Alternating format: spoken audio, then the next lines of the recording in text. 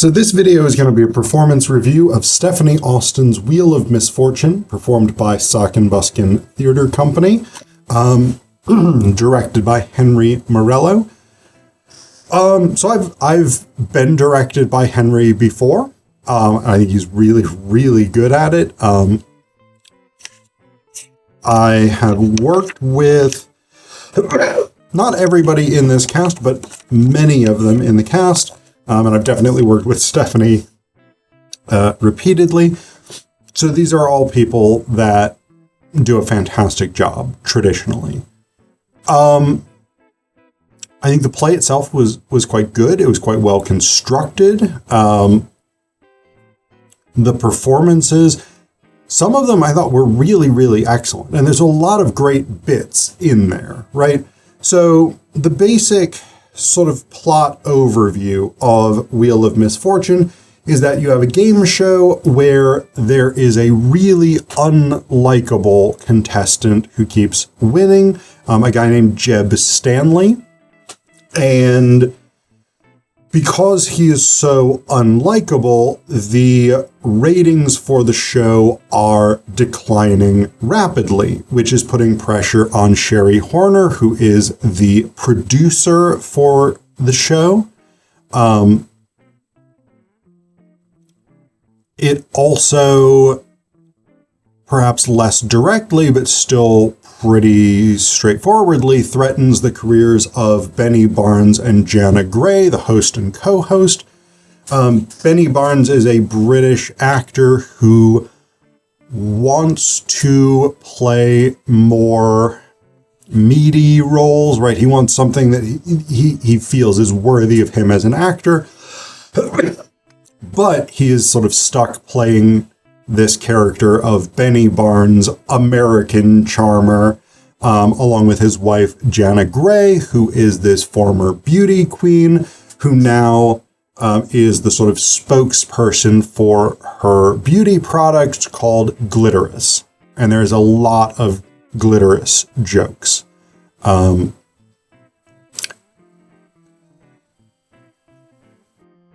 They are not in a happy relationship. We'll put it that way. Basically, they don't really like each other. But on stage and in public, they remain happily married, the perfect couple, etc., etc.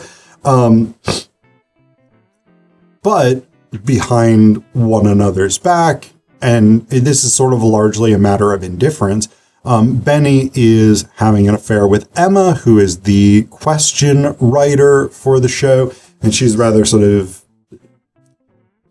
librarian-ish is the comparison that's made. She like wears a cardigan and glasses, and right, she's this sort of stereotypical know-it-all nerd type person.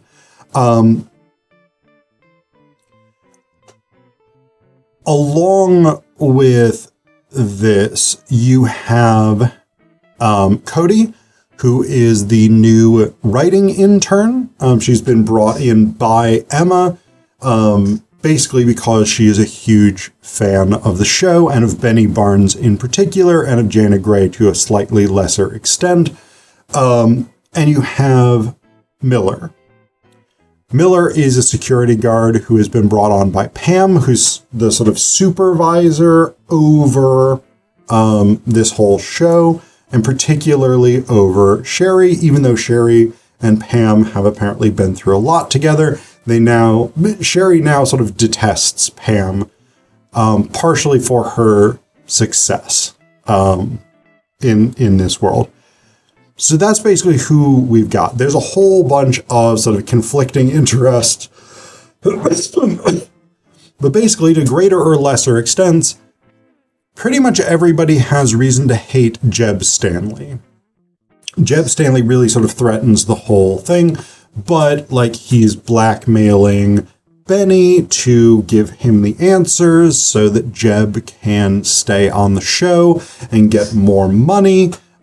He ends up blackmailing Jana at one point. So basically, and Sherry needs to get him off because Jeb is tanking the ratings, because audience members just hate him and want him to lose. So everybody basically has reason to want Jeb Stanley gone. And so when Jeb winds up dead, offstage, everybody is a potential suspect. And so Miller takes charge of the investigation, and basically this is the standard sort of Zapkin, Buskin, murder, mystery, dinner, theater strategy.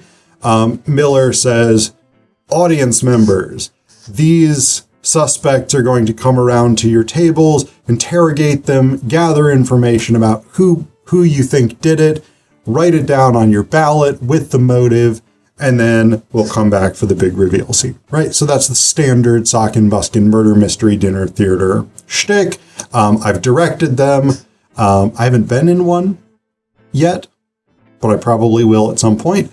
I've done tech for them. Right. So it's a fun way of doing things, right? We come back for the big reveal. Everything is explained, et cetera, et cetera. I'm not going to spoil it. But the thing that I think was actually strongest about it, and I do think there's a critique I'm going to make of the performance. One major critique that I think there's a number of causes for. But the thing that I thought was strongest about the performance was you had a number of running gags that actually worked really, really, really well. So the glitterous one is a good example. Glitter us, right? But it's often, you run it together and the sort of gag is clitoris, right? It sounds enough like clitoris that you get that sort of sexual innuendo. And so Jana Gray is constantly talking about her glitterous. And again, this is the big joke. And Kylie Rae Schultz played Jana. She was really, really good in the role. Kylie is extremely good at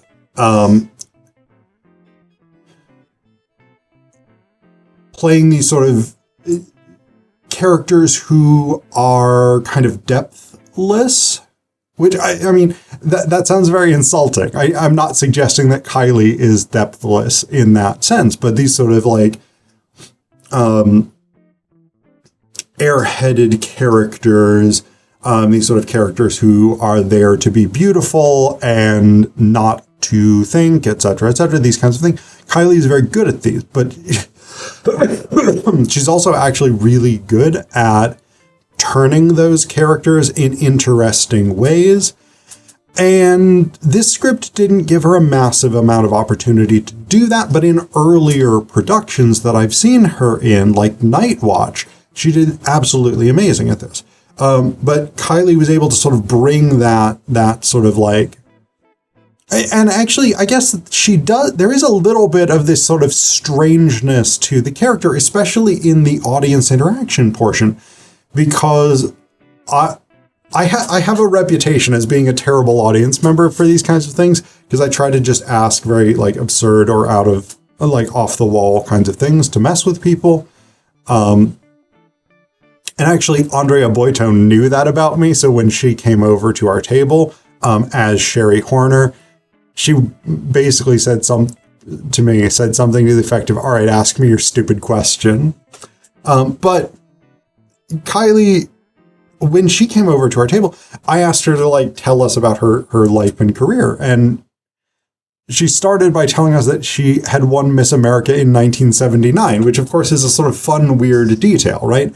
Like, and I don't know whether Stefanie wrote that in, because one of the things that we sort of do with these kinds of things is we sort of like play around with what kinds of questions people are likely to ask. But that sort of detail of like, yes, I'm in my 70s and I don't look a day over 27. Like, that's a really sort of weird, fun thing. So you get those kinds of things in this type of performance. Another one of the running gags that I thought was really, really good was Sherry Horner is addicted to this energy drink called Maddox. And basically everybody keeps sort of reiterating, oh, that gives you stomach cancer. But Sherry just keeps drinking it in progressively larger and larger amounts throughout the show. At one point, she mixes it with coffee. At one point, she gets like a big Stanley cup. At one point, she gets a giant novelty mug. And then in the last scene, the big reveal, she comes out with, on one of those like IV stands, this giant jug of Maddox just directly connected into her vein. And the sort of gag of the amount that she's drinking of this stuff getting progressively larger is actually really, really amazing. It was an incredible bit. It was incredibly funny. And it's such a subtle thing. Another one is Miller, played by J. Lance Wilkinson. And Lance is absolutely incredible in everything that he does. And Miller is such a fun part because he basically has sort of two main lines, which is, that's classified. So basically, whenever anyone asks him a question, the answer is either that's classified or negative. So, I mean, and just the way that Lance delivers that kind of line, that character, he's so good. It just, because that's the kind of thing where, like, there's so little text to work with that the delivery has to be there. And Lance is incredibly good at that. So there were some really, really bright spots. I'll also say I was Anna Long, who played Cody. According to the bio of her, there, she's a sophomore in high school. Really fucking good, right? Like, I mean, I don't mean to sort of be dismissive of high school students or sophomores or whatever it is, but like, I would not have guessed that, right? I would not have guessed she was that young from the quality of her performance. There was this very sort of energetic enthusiasm that worked really, really well for the character. And yeah, so it was good. I mean, this was her Sock and Buskin debut. Always awesome to have new people come in, new people sort of bring different ways of performing, et cetera, et cetera. So that was all really, really great. The big critique I have of this performance is it felt very low energy. And I think there's a number of reasons for that, many of which are not the cast or crew production team's fault. One is, I think it was a very low energy audience. There was not a lot of laughs that I heard or that I noticed as somebody in the audience. There's not a lot of sort of big reactions to gags and things like that. And that definitely impacts you as a performer, right? When you're doing a comedy especially, and you're not getting audience reactions. So it's a very low energy audience. And that happens. I mean, that's just an unfortunate reality of doing this type of show. So I think it sort of dragged. And that's always unfortunate for a comedy, especially a comedy where like you want it to be high energy, right? So there was that element of it. Another element is just the technical challenges of performing at Titan Hollow, which is the space where this was performed. And I recently directed a show there, and I think we had the same technical issues. So basically what this performance venue is, it's a fairly large room with a bar on one side, a cider bar, Mad Macintosh, really, really good. If you're ever out in Bellefonte, I highly recommend Mad Macintosh. An Alloy Kitchen, which does the dinner for the dinner theater. One problem is that it's a very large room and it's not that acoustically great. And so characters have to be mic'd, actors have to be mic'd. And it's hard, even with mics, to cut through the noise of people eating, cut through the noise of the bar, which does not shut down its operations just because Sock and Buskin is doing a show. So you've got all this sort of environmental noise. You have a very loud audience just because they're eating, because they're doing whatever, they're drinking, whatever it is. And so it's very difficult to really project over that and get clear sound. Additionally, because it's such a large space and the lighting trees are quite intrusive, they end up in the back and to the far sides. And we work with LEDs. And one of the problems with LEDs is that while they're very versatile, they also don't have massive range. So the stage itself ends up being relatively dim just because the lights are not all that powerful. And that was definitely a thing that we had with Do Not Resuscitate, which was the show that I directed there recently, right? The stage is much darker than you would ideally want it to be because of the technical limitations of the lights that we have. So you've got all of those elements. And I think that makes it harder for the performance, right? But then the other thing is that there were bits where it was clear that some of the actors didn't know their lines, and this is not really their fault, because two of the performers, Lynn Theodos and Nate Shireman, had to step in quite late in the process, so they weren't the original cast members. Things happened behind the scenes, and so Lynn and Nate had to step in and take on the roles of Benny, Barnes, and Emma. And so, like, they didn't have the time to actually memorize the script.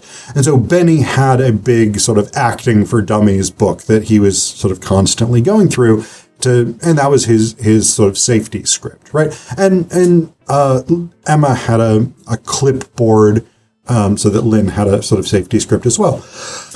And by and large, they did really, really well for as little time as they had to prep for this show and to learn the lines, et cetera, et cetera. They did really, really well. So this is not at all a criticism of them, but it is one of the limitations of, like, anytime you're bringing in somebody like an understudy, or you have to replace an actor or whatever it is, if they don't have the time to actually memorize the lines, and they become, and especially through sort of big scenes where things are supposed to move fast, if they end up relying on their safety script, that does slow stuff down. And that's just sort of an inevitable component of this. And I've seen performances at Shakespeare's Globe in London where they've had to bring on an understudy, and that person will have a script in their hand. And it's a component of the reality of performance, unfortunately.